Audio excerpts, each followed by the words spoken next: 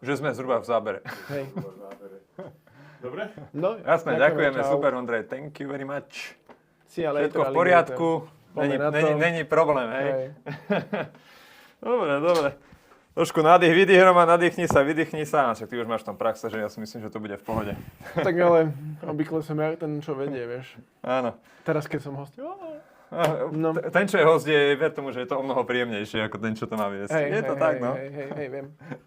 Ahojte, kde sme opäť spojili Siri s redakciou Touch IT. No a v dnešnom rozhovore sa porozprávame o rozdieloch medzi outdoor hodinkami a smart hodinkami.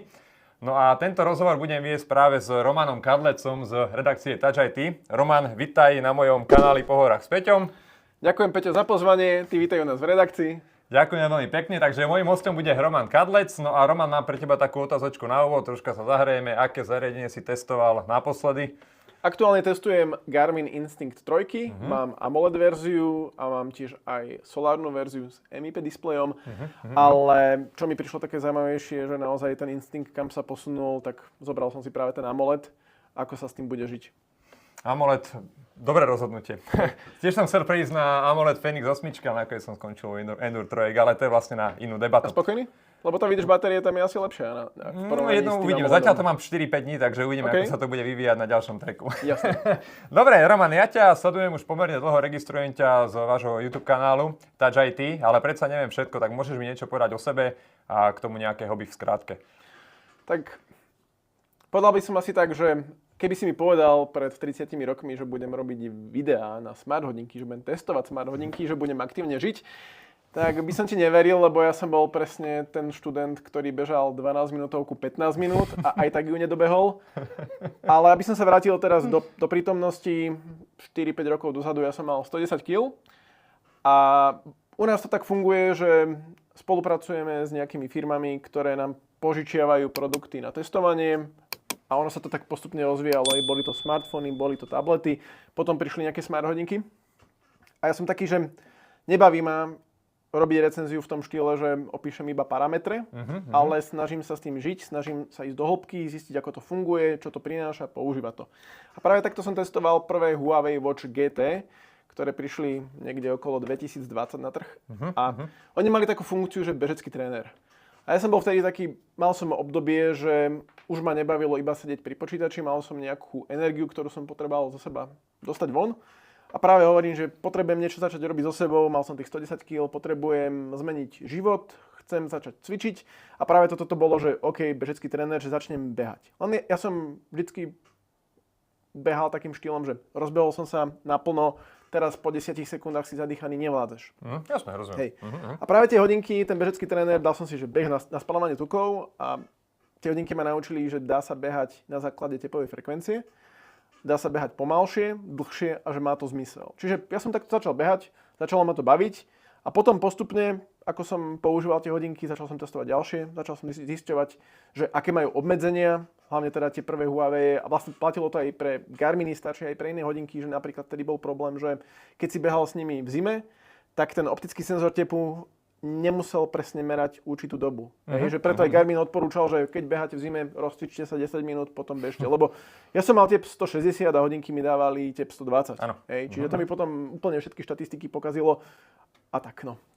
Dobre, ďakujem za také úvodné predstavenie sa. Poďme teda otvoriť tú dnešnú tému, o ktorej sa teda budeme baviť o tých rozdieloch outdoor hodiniek a klasických štandardných hodiniek, smart hodiniek. A povedz, že prečo sú dôležité hodinky, teda správny výber hodiniek pre outdoor účely a súčasne pre mestské účely. Pýtam sa z toho dôvodu, pretože častokrát aj v teréne vidím ľudí, napríklad, keď idú na turistiku, napríklad majú Apple Watch Ultra, Samsung Galaxy Watch Ultra. Tak znamená, že prečo je dôležitý tento správny výber? Tak by som povedal, že vždy záleží od toho, ja to hovorím aj vo svojich videách, že vždy záleží od toho, že čo ten človek potrebuje, na čo tie hodinky chce. Pokiaľ by sme sa na to pozreli z toho, že prečo je dôležitý ten výber a ideme niekde, že ideálna scéna, že presne máme dvoch používateľov, ktoré sú protiklady a ktorí naozaj využívajú tie hodinky naplno, tak ten outdoor, tam sa teda predpokladá, že ten skutočný outdoorový nadšenec možno bude loziť po skolách, že možno bude loziť po skalách a bude reálne potrebovať tú extra odolnosť hodiniek, či už je to, že chce mať, ja neviem, titánové telo alebo oceľové telo, chce mať zafírové sklíčko A pokiaľ je to taký používateľ ako napríklad ty, že chodí na niekoľkodňové treky, tak naozaj vyžaduje čo najdlhšiu výdrž batérie. Hej. Len po horách chodia ľudia, ktorí sú ako aj ja, ktorí idú na niekoľkohodinovú túru, čo je pre nich max. A v takom prípade ako ti stačí vyslovene, že keď ideš na tú túru ako na nejakú možno náročnejšiu prekážku, možno náročnejšiu prechádzku, tak ti stačí aj to, že tie hodinky jednoducho vydržia ten deň a zároveň pokiaľ ich nebudeš vystavovať nejakým extrémnym podmienkam, tak si stačí aj tá nižšia odolnosť. Áno. Dobre, jasné, v pohode, ďakujem pekne.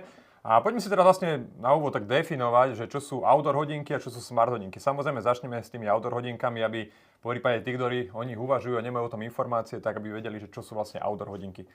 Hej.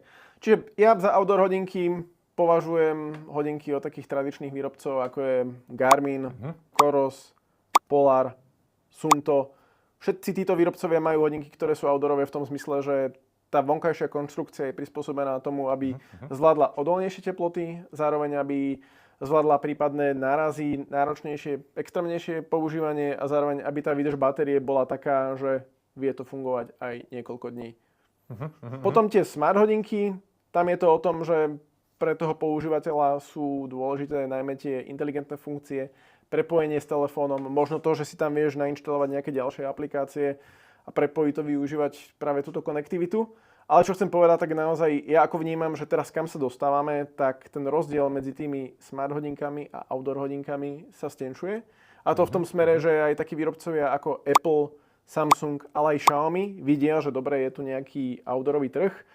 Sú tam výrobcovia ako Garmin a ostatných, ktorých som spomínal. A zároveň oni tiež chcú priniesť niečo, že chcú sklúbiť ako keby tú smart funkcionalitu s tým outdoorovým šasi. Čiže preto Apple Watch Ultra, preto Galaxy Watch Ultra, predtým Galaxy Watch 5 Pro a takisto už aj od Xiaomi som videl, že oni predstavili Xiaomi S4 Sport, zatiaľ iba pre Čínu, ale to tiež je presne titánová konštrukcia, odolné sklíčko zafírové a potom Xiaomi spolupracuje so Suuntom, že má od nich algoritmy a presne je to cielené na tých ľudí, že hej, outdooroví nadšenci, kúpte si aj naše hodinky. Jasné. Len teda osobne si myslím, že to bude trvať naozaj niekoľko rokov, ak vôbec sa im podarí uspieť na tom trhu, pretože nie je to iba o tej konštrukcii, ale aj o ďalších funkciách. Presne. A spomenul si pri tých teda outdoorových hodinkách tú vlastnosť, že sú odolné samozrejme. Napadajú ti ešte nejaké vlastnosti iné, ktoré delia vlastne teda rozlišujú tieto outdoor hodinky od smart hodiniek, napríklad nejaká presnejšia GPS-ka a podobné veci? Dobrá otázka, ale toto je presne, že ja som v minulosti testoval Samsung Galaxy Watch v podstate od Galaxy Watch 4, 5, 6, všetky generácie a vždy som Samsung kritizoval za to, že na to, aký je Samsung veľký hráč v tom Android segmente, tak tie jeho hodinky výrazne zaostávali aj za Apple Watchkami, hej, z hľadiska presnosti GPS, presnosti merania tepu. Dneska, čo sa deje, tak je, že Samsung, Apple, Huawei, Xiaomi, Amazfit, všetci títo už majú dvojpásmové GPS v hodinkách a tá presnosť sa výrazne zlepšuje v porovnaní s tým, čo bolo kedysi. Hej. Tu možno, že by sa ešte, neviem teda, či úplne všetci majú prehľad v tom, že aký je rozdiel medzi dvojpásmovým GPS a multi-GNSS, lebo tam jednoducho tie technológie sa nejako menili. Čiže iba v rýchlosti historicky, kedy si to bolo, že kúpil si hodinky a mohli sa pripojiť iba k GPS navigačnému systému. Neskôr to bolo, že mohol si sa prepínať medzi kombináciou GPS plus Galileo alebo GPS plus GLONASS. Tam tiež boli dlhé diskusie o tom, že čo je lepšie do mesta, čo je lepšie do lesov. A potom začali prichádzať tzv. Multi-GNSS čipy. Čo znamená, že tie hodinky sa dokážu pripojiť ku všetkým systémom naraz. GPS, GLONASS, Galileo, Beidou, QNSS. A podľa potreby optimalizujú, aby ten príjem signálu bol čo najpresnejší. Nadstavba nad tým je dvojpásmové GPS, čo by som tak povedal, že dvojpásmové multi-GNSS pripojenie. A tam tie hodinky vedia komunikovať v dvoch pásmach, L1 a L5. A všetko vlastne toto sa deje kvôli tomu, aby tá presnosť bola čo najlepšia. Tieto technológie, nie je to výsada outdoorových hodiniek, je to aj v mnohých smart hodinkách. Ja používam aj Apple Watch Ultra, používam aj rôzne Garminy. A tam naozaj vidím, že aj keď som testoval, napríklad bol som behať v Barcelone, kde sú vysoké budovy, úzke uličky, čo sú úplne že extrémne podmienky. Testoval som viacero hodiniek a vyšlo mi, že Garmin bol v rámci daného behu najpresnejší. V tesnom závese za ním, ďakujem, boli Apple Watch Ultra, potom boli Suunto a potom mal som tam aj nejaké Xiaomi hodinky, ktoré tiež mali dvojpásmové GPS, Ale tam je presne vidno, že nestačí iba dať tam tú technológiu, ale treba to aj zoptimalizovať, aby to naozaj fungovalo. Lebo môžu byť hodinky od niektoré outdoorové hodinky, ktoré majú jednopásmové multi-GNSS pripojenie a môžu presnejšie merať to GPS-ko ako napríklad dvojpásmové Xiaomi. Hej. No, jasné. Ale určite musíme spomenúť aj dlhšiu výdrž batérie, že pri Samozrejme. outdoor hodinkách, ktoré môžete napríklad pri Garminu Enduro 3 nabíjať v smart režime po 36 dňoch, čo je super, ale napríklad pri Apple Watch Ultra, tak tamto nabíjanie asi bude výrazne častejšie. Len tam chcem upozorniť, že aj tá výdrž batérie, ktorú výrobcovia uvádzajú, napríklad Garmin uvádza, že dobre, toto môže vydržať 36 hodín, ale to je 36 hodín bežného nosenia. Hej, že ty teraz zapneš si trackovanie GPS-ka a zrazu zistíš, že 36 dní asi ako nedáš kontinuálneho GPS-ka. Potom sú tam práve rôzne tie režimy, ktoré majú tieto outdoorové hodinky, že vie sa prepnúť do nejakého režimu expedície, kedy sa hodinky pripájajú k GPS-ku menej často, aby naozaj vydržali čo najdlhšie, hlavne pre tých používateľov, ktorí idú na niekoľkodňovú, niekoľkotýždňovú expedíciu. Čiže sú tam také rôzne nastavenia, len to naozaj je už je to veľmi špecifický segment používateľov, ktorí to dokážu naplno využiť. Jasné. A čo ma ešte tak napadlo, povedzme si takéto zhrnutie, aby sme tým našim divákom a poslucháčom dali vedieť, že akí ľudia si kúpia outdoorové hodinky a akí ľudia si kúpia smart hodinky. Hej. Že tú cieľovú skupinu. Jasné. Ako opäť, že pokiaľ by sme sa dívali na to, že aký je ideálny stav, tak smart hodinky si kúpi človek, čo pracuje v kancelárii, možno nejaký manažér, možno iba kvôli tomu, aby to mal k saku. Outdoorové hodinky si kúpi nejaký nadšenec, ktorý celý deň behá po vonku. Ideálne si kúpi hodinky so solárnym nabíjaním, lebo je stále na slnku a vie reálne využiť potenciál toho solárneho nabíjania. Ale realita je taká, že často sa to akože kríži sa to. A nájdeš mnoho ľudí, ktorí si kúpia Fenix 8 a väčšinu dňa sú proste v kancli, sú to manažéri, majú to k saku, ale jednoducho im to vyhovuje. Hej. Áno, ale samozrejme nie je toto ideálne použitie. Hej. Ako Fenix 8 sú primárne outdoorové hodinky do terénu, takže pokiaľ teda ľudia sedia iba v office alebo chodia behať na okruhy, tak ja si myslím, že tam im v pohode úplne stačí, ako máš ty napríklad na ruke Apple Watch Ultra. Teraz mám Apple Watch Ultra, mám aj Garmin Instinct a ja som si kúpil Garmin Forerunner 955, to sú moje Garminy, ktoré mám stále, ktoré používam.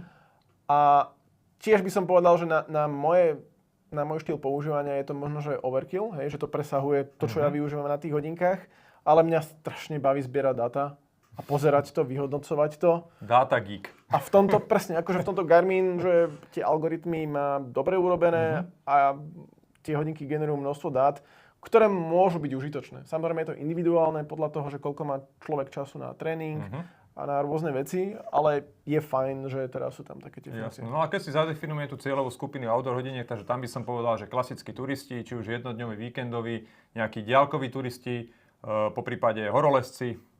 Napadáte ešte niekto, kto by mohol využívať outdoor hodinky? Nejakí extramaniaci? Podľa mňa si to zosumarizoval, že kto sú presne tí používatelia. A mňa práve zaujíma možno, že aj tvoj spôsob používania, lebo ja vo svojom okolí presne mám tých ľudí, čo maximálne idú na jednodňovú túru, ale ty chodíš aj na niekoľkodňové túry.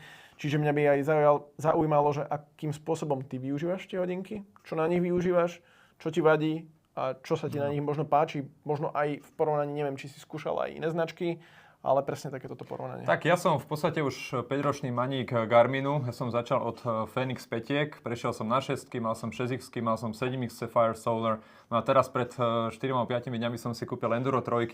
A v podstate aj tí moji sledujúci vedia, že ja som človek, ktorý chodí rád diaľkové trasy, ako je Stezka České, SMPčka, Rudná magistrála, teraz sa chystám na Malorku na GR221. No a preto som si teraz zaobstaral Enduro 3 s veľkou výdržou v smart režime 36 hodín s GPS-kou okolo 80, so solárom 120, to znamená, že toto je ideálny spôsob vlastne na také dlhé treky. Čiže preto za mňa jednoznačne Enduro 3 z tohto pohľadu. Budeš ich nejako potom testovať, že zosumarizuje svoje skúsenosti? Lebo zaujímalo by ma reálne, že ako budeš mať skúsenosť aj s tým solárnym nabíjaním. V podstate áno, počas tých 7 dní, či koľko to pôjdeme, tak tam si to určite osledujem aj príjem toho soláru. To ma tiež veľmi zaujíma, pretože to má dvojnásobný obsah, respektíve dvojnásobnú ten prstenec oproti Fenixu. Tak tam by tá účinnosť mala byť minimálne dvojnásobná. Uvidíme, ako to bude reálne v praxi, priamo keď budem na Malorke a tamto počasie je predsa slnečnejšie ako na kontinentálnej Európe. Tak na to som veľmi zvedavý a to potom všetko otestujem. Hej, k tomuto chcem ešte dodať, že ja mám Forerunner 955 Solar, ale v prípade týchto hodiniek, tých mojich Forerunnerov, jednoducho toho solárne nabíjanie, tam som nevidel, že by to dávalo až taký zmysel. A keď som robil nejaký test, tak naozaj tam to vyšlo, že možno 1% mi to pridalo za hodinu priamo na slnku, ale zase sú potom iné hodinky, ako práve toto Enduro 3, alebo aj Instinct 3, ktoré sú aj v tej solárnej verzii, kde naozaj tá plocha na to solárne nabíjanie je oveľa väčšia a tam to môže dávať zmysel, ale naozaj ten človek to musí používať vonku, na slnku a jednoducho Ideálne podmienky to sú 3 hodiny, 50 000 luxov, ako minimálne, uvádza Garmin, áno, tak to áno. potrebujete fakt skutočne veľmi slnečný deň a nie októbrový deň, novembrový, ale niekedy od apríla po september cca, aby vám to nabilo nejaké to percento batérie. No a naopak potom, čo týka tých klasických smart hodiniek, tak to vlastne využívajú, môžeme si povedať, bežci, hej, nejakí ľudia, čo chodia okolo okruhov, niekde do posilky napríklad, ne? Presne, hej, Tiež máš s tým asi skúsenosti, že tiež keď si vlastne chodíš po robote zašportovať na okruh, tak tam budú asi možno tak výhodné, možno aj tie Apple Watch Ultra, ktoré aj tak nemajú takú výdrž, ako sú práve tie outdoorové hodinky, ale majú krajšiu displej. Ja som presne tak, že tá cieľovka toho, že viem si vybrať aj z tých smart hodiniek, aj z tých Garmin hodiniek, na tých oboch svetoch vidím nejaké svoje tie výhody, čo prinášajú tie konkrétne hodinky. A napríklad Apple Watch, keď používam Ultra, tak tam tá výdrž teoreticky vie dosahovať 3 dní bez nejakého cvičenia. Ale tým štýlom, ako to ja používam, je, že vyslovene snažím sa každý deň behať, aby práve som si udržiaval ten zdravý životný štýl, čo mi pomohli naštartovať práve smart hodinky. Čiže možno, že aj preto to testujem, preto o tom hovorím, lebo si myslím, že niektorým ľuďom to môže pomôcť zmeniť život. Že je to trošku iná cieľová skupina ako profesionálni športovci, ktorí to využívajú zase na iné účely. Si myslím, že každá tá skupina má svoje dôvody, že prečo to využívať. A ja keď prídem domov, dám to nabíjať, jednoducho idem do sprchy a vtedy za tú pol hodinu sa mi to nabije od 30 do 70% a takýmto spôsobom viem fungovať každý deň. Takže akože je to použiteľné, na druhej strane aj keď mám Garminy, tak ten komfort toho, že nemusím na to myslieť každý deň, alebo keď vypadnem z toho rytmu, lebo ja neviem, idem na služobku, tak nemusím proste riešiť toto nabíjanie. No jasné, a uzavrieme teraz tým pádom tieto rozdiely. V čom vidíš teda ten kľúčový rozdiel v nejakých jednom, dvom bode oproti teda outdoor hodinky versus smart hodinky? Vydrž batérie Tak. a potom tie smart funkcie.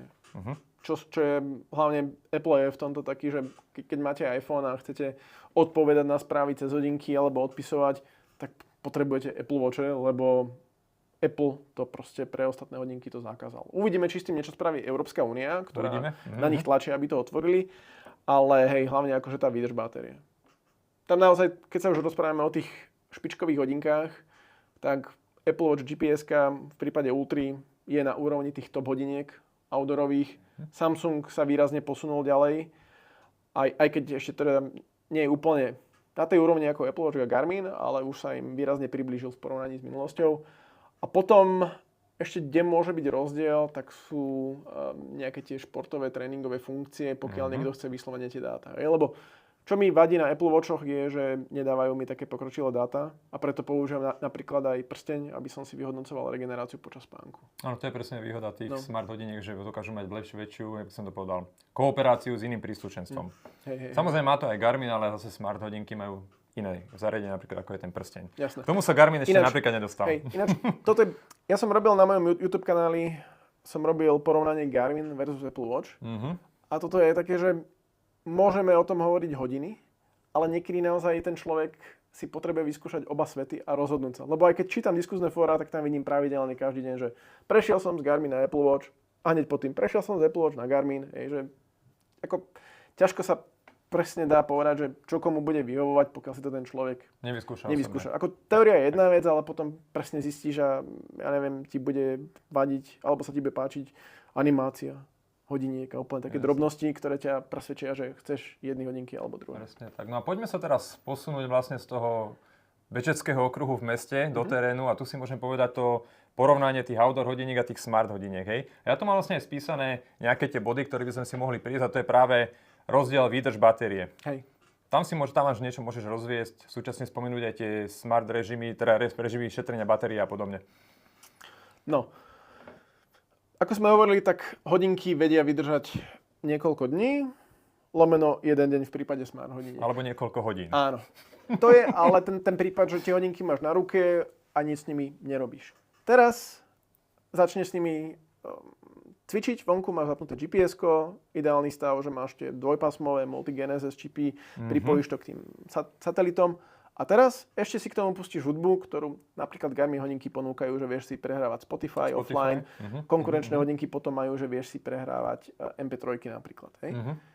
V režime počúvam cez hodinky hudbu, mám dvojpásmové GPS, sa dostaneš do stavu, že teda tie hodinky možno vydržia 10 hodín a to platí aj pre smart hodinky, aj pre outdoorové hodinky. Tak. Len teraz, pardon, ja som sa vrátil ešte späť na ten bežecký okruh, ale poďme späť teda na tú túru, kde asi nebudeš počúvať niekoľko dní alebo celý deň cez hodinky hudbu. Takže v tomto smere outdoorové hodinky ponúkajú nastavenie presnosti GPS, kde si vieš nastaviť, že či chceš iba, aby sa používali v tom režime GPS only, to znamená pripoja sa iba k GPS-ku, alebo aby sa pripojil ku všetkým tým navigačným systémom, ale v jednopásmovom pripojení, alebo aby sa pripojili ku všetkým týmto v dvojpásmovom.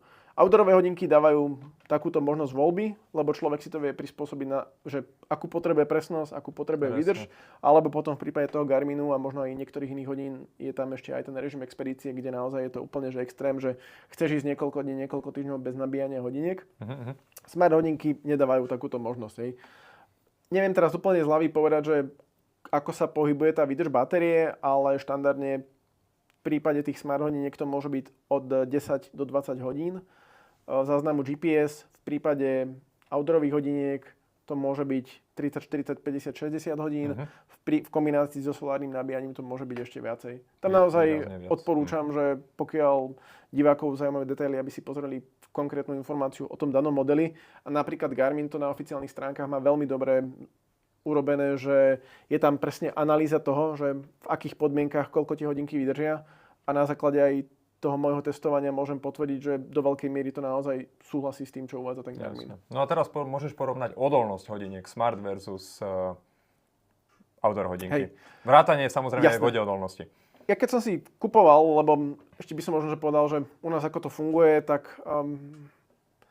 Slovensko je malá krajina a jednoducho nie všetky značky majú záujem, že by nám zapožičali hodinky. Ono to funguje tak, že my aj keď chceme testovať hodinky alebo iné zariadenia, väčšinou sa snažíme osloviť priamo výrobcu alebo nejakého distribútora a poprosiť ho, že či vedia zapožičať produkt. Lebo väčšinou výrobcovia majú takéto vzorky, ktoré sú určené na prezentáciu, na zapožičanie a potom to funguje tak, že oni nám to zapožičajú na 2 týždne, my to otestujeme, potom im to vrátime. Sú výrobcovia, ktorí jednoducho nemajú záujem spolupracovať celkovo s nami alebo so slovenskými médiami. V tomto smere majú potom výhody obchody, že tým, ak s nimi spolupracujú, predávajú ich produkty, tak majú aj takéto výstavné kusy, ktoré môžu používať aj na testovanie. Ale teda sú výrobcovia, ktorí nám to nezapožičavajú a pokiaľ my to chceme testovať, tak si tie hodinky kúpime. Preto som si kúpal Apple Watch. A keď som si vyberal, že či si kúpim klasické Apple Watch alebo si kúpim Apple Watch Ultra, tak práve tam prišla do úvahy aj to, že klasické Apple Watch majú hliníkové telo, majú klasické ochranné sklo a tým, ako sú navrhnuté, aký majú dizajn, viem, že sú také labilnejšie a človek ich jednoduchšie môže rozbiť. Preto som išiel do Ultier, ktoré majú zafírové sklíčko, majú titanové telo a jednoducho používam ich rok, nevidím tam žiadne škrabance. Že tá odolnosť týchto hodiniek, ktorý sa platí aj pre Galaxy Watch Ultra, je výborná. Tiež Huawei Watch GT5 Pro, ktoré majú tiež titanové sklo, majú titanové telo, majú zafírové sklo. Čiže pokiaľ chceš smart hodinky, ktoré sú odolné, nájdeš ich. Samozrejme, tie lacnejšie sú menej odolné. Ako príklad poviem Amazfit Balance, čo sú hodinky, ktoré som odporúčal, naozaj keď som ich testoval, bavili ma. Ale mal som potom informácie od nejakých čitateľov, že človek si kúpil Amazfit Balance, chodil s nimi do fitka, jednoducho cvičil s nimi a tie hodinky nezvládli takýto nápor tým, že majú iba hliníkovú konštrukciu a mali jednoduché sklo. Čiže ale super inak, že si spomenul pri tých Apple Watch Ultra, to som sám nevedel, že vlastne majú zafír a titán. To nájdeme samozrejme aj v outdoorových hodinkách, takže tá odolnosť je tam veľmi porovnateľná. Akurát outdoorové hodinky majú tú vojenský nejaký štandard odolnosti. Teraz neviem presne ako MIL STD 810H. A ešte niektoré tie outdoorové hodinky majú aj extrémne, že dokážu zvládnuť extrémne tie teploty. Viem, že aj pri Galaxy Watch Ultra tiež sú ako splnené tieto certifikáty, ale tam presne sa vraciame k tomu, čo sme hovorili v úvode tohto rozhovoru, že tí výrobcovia smart hodiniek vidia ten outdoorový trh a chcú na ňo prichádzať, takže preto vyrábajú aj hodinky, ktoré sú odolnejšie a ktoré sú určené práve pre týchto outdoorových nadšencov, len potom je to presne o tom, že aký typ outdoorového nadšenca ste, lebo neviem si úplne predstaviť, že by som išiel na niekoľkodňovú túru s Apple Watch Ultrami, respektíve viem, len to potom by som musel mať 10 000 mAh powerbanku. No, možno aj viac. A vždycky večer pri ohničku by som ich nabíjal, hej, čiže treba si to zvážiť. No. Presne tak. No, pozrieme sa teraz na tú navigáciu a porovnajme si, že môže tak skrátke povedať, že ktoré hodinky vlastne sú presnejšie, či tie smart hodinky alebo tie outdoorové hodinky. Čo sa týka navigácie alebo GPS-ka? To isté. Hej, ako som hovoril, tak v rámci toho testu, ktorý som robil v Barcelone, kde naozaj to bolo náročné, tak mi to vyšlo, že Garminy, potom na druhom mieste boli Apple Watch Ultra, potom boli Sunto Race a potom boli nejaké Xiaomi. Len tu chcem povedať, že naozaj tá presnosť sa môže meniť pri každej jednej aktivite, čiže možno keby som urobil 10 behov, tak celkovo by sa to nejako... To poradie by sa možno menilo, možno by bolo iné. Ale tá skúsenosť je naozaj taká, že tie outdoorové hodinky bývajú presnejšie, ale niekedy potrebujú čas, aby aj tí výrobcovia zoptimalizovali GPS-ko. Presne, tak majú napríklad aj tieto smart hodinky, napríklad navigáciu v mape? Napríklad, že vidíš mapu a... Áno. To je super. Tiež dovolím si odkázať sa na jedno video, ktoré som robil. Nájdete ho na YouTube kanáli Touchit a to bolo, že porovnanie offline map v smart hodinkách. A tam som porovnával offline mapy v Garmine, v Sunte, v Apple Watch, Amazfit, Huawei a Samsung. A ak by som to nejako zosumarizoval, tak Garmin hodinky majú najlepšie offline mapy pre náročných používateľov. V tom smere, že tam sú naozaj plnohodnotné offline mapy, ktoré obsahujú body záujmu, ktoré fungujú offline bez nutnosti používať telefón, čokoľvek. Naozaj tam máte niekoľko 10-15 gigový súbor, ktorý obsahuje tie mapové podklady. Akorát ešte doplním, že to renderovanie je sakra pomalé. Áno. Ale zase tam je strašne veľa dát. Hej? A ja doplním, že toto sa týka iba niektorých Garmin hodiniek. Väčšinou sú to tie vlajkové lode ako Phoenix, Enduro, potom Forerunner, ale tie najvyššie deviatkové série. A toto môže byť fajn presne pre človeka, ktorý to vie využívať, ktorý je náročný a ktorý akceptuje, že to renderovanie ako je pomalšie v porovnaní s konkurenciou. Apple Watche, či ma prekvapili, tak všetci nadávajú na Apple mapy. A áno, z hľadiska navigácie auta je to aj pravda, že tam zaostávajú za Google mapami, ale bol som prekvapený, že v teréne, teda, nie som až taký extrém ako ty napríklad, že bol by som zaujímalo by ma, že čo by si ty povedal, keby si zobral Apple Watch teraz na týždňovú štreku, že či by to tam videlo tie chodníky, ale minimálne to, čo som ja skúšal v rámci tých lesov, túto, čo máme po okolí Bratislave, tak to tam poznalo to všetky chodničky a dokonca to poznalo aj také chodničky, o ktorých som nevedel, že reálne sa dá po nich ísť. Ja keď som išiel, tak som teda videl, že niekto asi tadiaľ chodí, bolo to úzke, ale Apple Watche to vedeli a navigovali ma, cez Apple mapy, čo ma naozaj prekvapilo. Takže pomerne výrazne presné mapové podklady. Akože boli bohaté. Potom, keď som to porovnával so Samsungmi, ktoré majú Google mapy, tak Google kašle na lesy a na tieto veci mimo miest, čiže to bolo absolútne nepoužiteľné. A ostatné hodinky ako Amazfit, Huawei alebo aj Sunto, tak tam je to postavené na tom, že máš nejaké obrázky, ktoré vidíš, ale nie sú tam tie body záujmu priamo v hodinkách, nie je tam toľko dát, koľko má Garmin. Ale je to také, že v podstate s tými mapami ako samými nemôžeš robiť nič, ale minimálne keď sa pozrieš, tak vlastne vidíš, kde si a vieš sa na základe toho nejako jednoducho navigovať. A celé je to navrhnuté na to, že si pripravíš tú trasu, ktorú chceš ísť vopred, pošleš si ju do hodiniek a potom sa naviguješ pomocou čiary, ale je to také, že tú čiaru vidíš reálne na mape a nie je to len také, že by si videl čiaru a prázdne pozadie. No však poznáme vlastne navigáciu po krivke a potom navigáciu aj vrátane mapy. Áno. Dobre. Mal som teraz ešte na jazyku nejakú jednu otázku, ale normálne mi to vypadlo.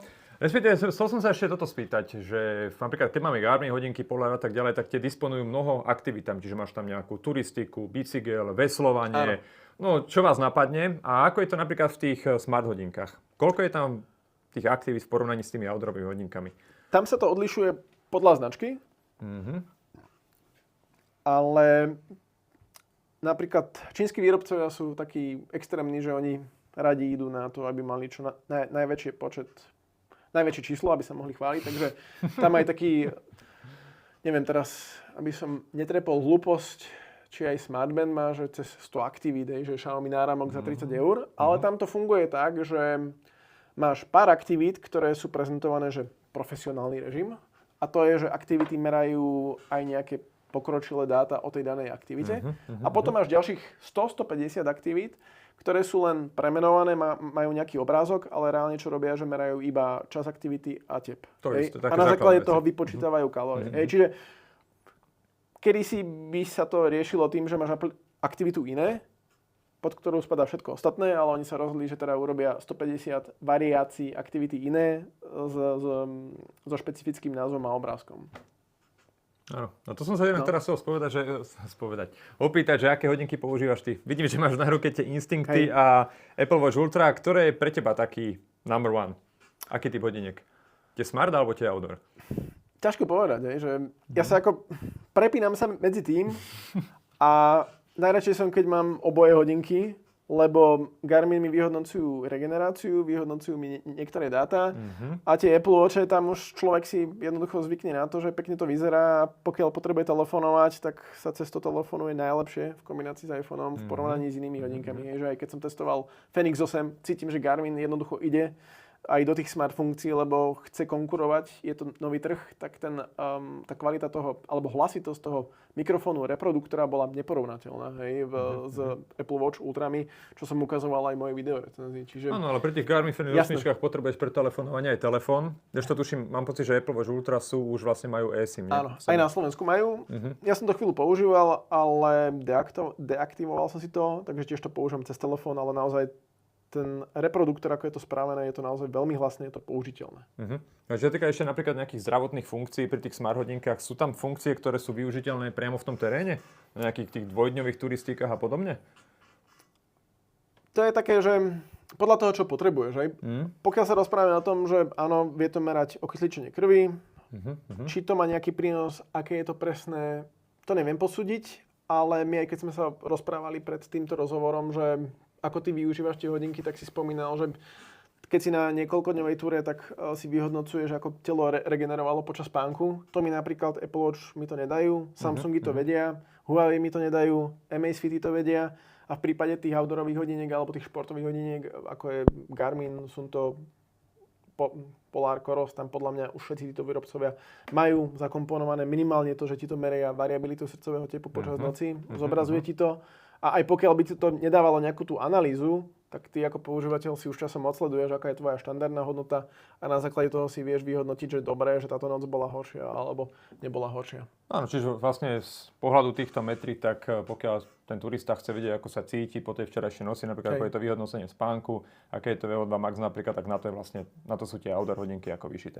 Ja by som sa ešte spýtal, že čo si možno, že niekto vyhodnocuje priamo v teréne, čo sa ma aj ľudia pýtajú pod videami, je, že riešia presnosť barometrického výškomera, že teda si pozerajú priamo v teréne, že aký dosiahli prevýšenie, hej, že aká je vlastne tá zmena toho, že koľko nastúpali metrov, koľko klesali metrov a tam sa niekedy sťažujú, že nie je to presné, k tomu sa ešte dostanem, ale že využívaš aj ty túto funkciu, alebo ako to? No ten výškomer je taký, ako sme sa aj pred týmto rozhovorom bavili, tak je to také, že fakt to niekedy skáčete výškové metre. A ja mám nastavené na outdoor hodinkách tú automatickú kalibráciu a otázka zase znie, že samozrejme, či je to presné. Samozrejme na tých outdoorových hodinkách to bude určite presnejšie ako práve na tých smart hodinkách, pretože sú tam iné čipy, sú také čipy kvalitnejšie a urobené práve na to outdoorové použitie. Ale čo vlastne človeku vlastne ostáva sa spoliehať v tom teréne je na tie hodinky, hej. V podstate tu tie dáta nemáš odkiaľ inak dostať a ja sa toho držím. Keď mi napríklad hodinky ukážu nadmorská výška 450, tak poviem OK. Je to 450, teraz som spokojný. Lebo ja keď to opäť stiahnem na seba, ja som ten typ používateľa, že keď idem niekam do neznáma, ja si vopred naštudujem tú trasu, alebo pozriem nejaké služby ako Komoot, alebo niekde, kde sa inšpirujem nejakou túrou, tu si pošlem do hodiniek a potom priamo v teréne neriešim, že v akej som nadmorskej výške, aké mám prevýšenie, lebo toto sú veci, ktoré si v rámci plánovania tej trasy pozriem. Hej. Problém s tými barometrickými výškomermi, čo sú v hodinkách, je, že oni sú náchylné na nepresnosti, čo je dané tým, že môže to ovplyvniť vietor, lebo oni teda tú zmenu výšky vyhodnocujú na základe zmeny tlaku. A tam je problém, že máš tie hodinky pod bundou, máš ich na bunde, ja neviem, zmení sa počasie, fúka, toto všetko môže ovplyvňovať zmenu, ako vníma ten komponent, zmenu tlaku a potom ti to zmení, ovplyvní ti to tú výšku, ktorú to nameria, ako sa to mení. Čiže toto sú veci, ktoré sú také náchylné na presnosť. A čo by som povedal, tak tá moja skúsenosť bola, že výrobcovia to riešia rôznymi spôsobmi a práve tie smart hodinky to niekedy majú tak, že tým, že oni získavajú tieto dáta zo smartfónu, tak môžu byť dokonca ešte aj presnejšie v určitých situáciách z hľadiska tej kalibrácie, lebo keď sa hodinky kalibrujú iba pomocou GPS-ka, tak tam môže byť, čo som čítal aj Garmin to uvádza, že tam môže byť odchýlka v extrémnych prípadoch až 120 metrov. Hej, že hodinky sa pripoja k GPS, na základe toho skúsia odhadnúť, že asi v akej nadmorskej výške som, tak tam môže byť tá odchýlka 120 metrov až, čo mne sa nestalo, ale bežne povedal by som, že od tých 10 do 50 metrov som sa stretával. To je dobrý bungee jumping, hej? No, práve. Ale čo chcem povedať, tak Garmin hodinky, ktoré majú offline mapy, tak tie vedia tú nadmorskú výšku kalibrovať na základe dát z offline map. Takže tam oni učia tú pozíciu na základe GPS-ky, ale neberú výšku pomocou GPS-ky, ale pomocou práve tej lokality, ktorú učili, tak to si vytiahnú z dát, teda vytiahnú si tu z offline map tieto dáta a tam to naozaj môže to byť presnejšie. Aspoň taká bola moja skúsenosť. Čiže aj ty, keď máš hodinky s offline mapami, tak tá presnosť tej kalibrácie automatickej by mala byť lepšia v porovnaní s inými hodinkami, ktoré nemajú tieto dáta v offline mapách uložené. Áno, ďakujem. A poďme si teraz povedať niečo o tých odporúčaniach pre tých klasických turistov, že čo by si odporúčal tak skrátke nejakým jednodňovým trackerom? Jednodňovým trackerom podľa toho, že... Hovoríme teda o tých typoch, či smart versus outdoor. Hej. Jednodňovým trackerom pokojne aj smart. Ale opäť je to, že aké chceš tie hodinky, no. Jasne, keď napríklad idú na hrad a naspäť, takže presne, tam pohodičke stačí asi aj smart hodinky. Dobre, ďalkovým turistom? Čo sú ďalkoví turisti? No, dáme tomu 140 km. OK, tak tam už by som išiel do tých outdoorových hodiniek. Áno, ďakujem.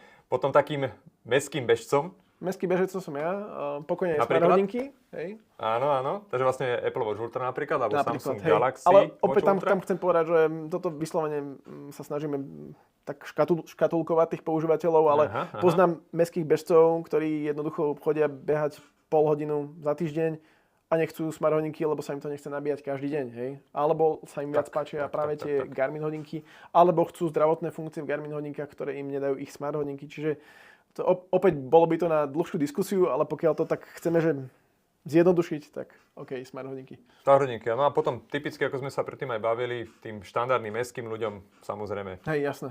Smart hodinky, nie? Áno. A tam si môžu vyhodnocovať aj všelijaké tie zdravotné funkcie a podobne. Takže tak. Hej, ináč k tomu ešte poviem, že ako sme sa rozprávali, tak Fenix 8, keď som testoval 47 mm verziu s tým oranžovým remienkom, to sú najkrajšie hodinky, aké som testoval za posledných pár rokov. Čiže opäť je to vec, že ako sa ti páčia tie hodinky. No. To je inak pravda, že a ja sa častokrát rozhodujem, že ktoré hodinky si kúpim, že napríklad tie Fenix 8, tie Garminy, tak to také všelijaké farebné variácie majú, tak ono vyzerá to veľmi pekne, alebo tie Enduro hodinky sú také dozelená, alebo taká ako žlto-zelená farba. Hej, ale tieto tvoje Enduro 3, to vidíš, to sú proste športové, outdoorové hodinky. Fenix 7, keď som testoval, jasne to boli proste Fenixy, ale Fenix 8, naozaj tam tá stredná verzia, ešte ak tam zmenšili ten rámik okolo displeja, to vyzerá fakt elegantne. Hej. Takže Fenixy 8 v tej verzii, tam ako... Áno, na záver ešte môžeme takto povedať, že čo týka toho rozhodovania sa spotrebiteľského, tak určite tam ľudia hľadia či AMOLED alebo MIP. Presne tak. Čiže ak máte radi krásne displeje, ako sú na telefónoch, tak jednoznačne AMOLEDové displeje, kde tam je vlastne tá Instinct 3 a Fenix 8.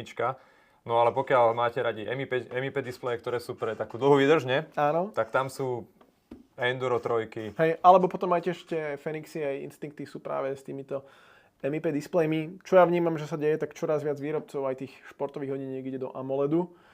A niektorí na rozdiel od Garminu nedávajú ani možnosť výberu, že či chceš AMOLED verziu alebo MIP verziu.